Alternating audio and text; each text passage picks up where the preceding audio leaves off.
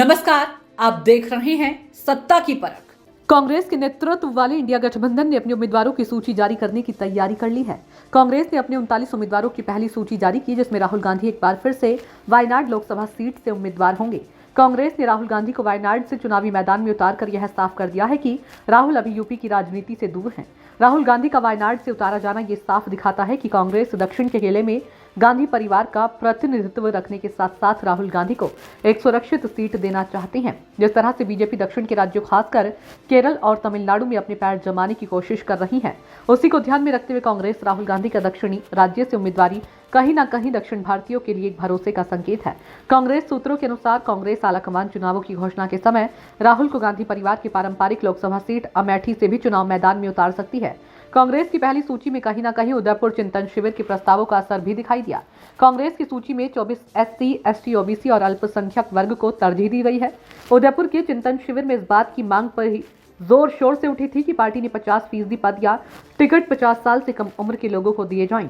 हालांकि कांग्रेस 50% का लक्ष्य भले ही हासिल न कर पाई हो, लेकिन लगभग 1/3 सीटों पर कांग्रेस ने युवा चेहरों को मौका दिया है।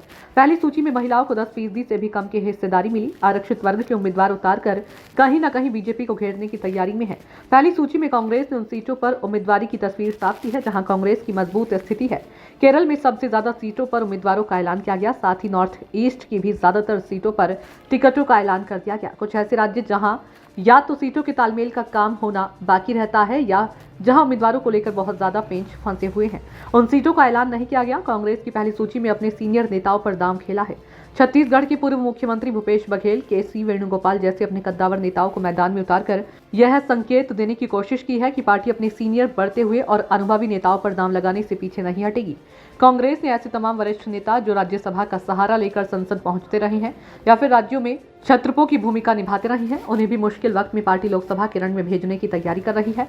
वेणुगोपाल फिलहाल राज्यसभा सांसद है और उनका 2 साल का कार्यकाल बाकी है, लेकिन पार्टी ने उन्हें केरल में अलपुझा से उतारकर सीनियर नेताओं को साफ संकेत दिया। चर्चा है कि अशोक गहलोत, भूपेंद्र सिंह हुड्डा, आनंद शर्मा जैसे नेताओं को पार्टी फिर से मौका दे सकती है। तो वहीं उत्तर भारत के यूपी, बिहार, हरियाणा, पंजाब सहित दिल्ली की 3 सीटों पर उम्मीदवारों के ऐलान नहीं किया गया है। पार्टी के अंदरूनी सूत्रों के मुताबिक दिल्ली में जबरदस्त घमासान मचा हुआ है। उधर बीजेपी ने जहां बड़े पैमाने पर अपने मौजूदा सांसदों का टिकट काटा है, तो वहीं कांग्रेस ने अपने ज्यादातर सांसदों पर फिर से भरोसा जताया।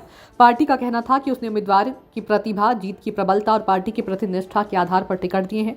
दूसरे, अभी तक कांग्रेस की ओर से यह साफ नहीं किया गया है कि राहुल वायनाड के अलावा अमेठी से चुनाव लड़ेंगे या नहीं। अमेठी के लोगों की ओर से बार बार मांग आ रही है कि राहुल गांधी अपने पारंपरिक सीट से लड़ें।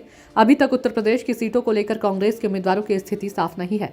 सत्ता की परख के लिए ईशिका सिंह की रिपोर्ट।